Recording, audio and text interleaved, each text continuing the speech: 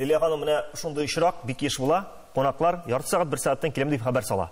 Менә бу очракта хуҗабикәгә бик тиз әзерли торган бер салат рецептын өйрәтегез әле. Бик җиңел ул.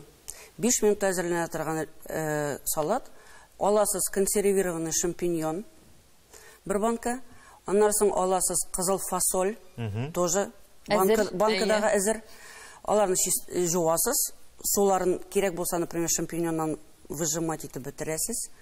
Һәм аласыз кириешка. Киптерелгән сухари дип әйтәләр. Кипкән сухари. Шушаны бөтенесен бергә тутырасыз бер тазикка. Шушына майонез белән заправляйтез. Все бетте.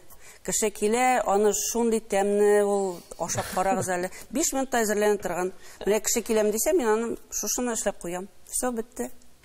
Калган әйбер инде бәрәңгеләр, анда кыярлар ансы баздан чыга.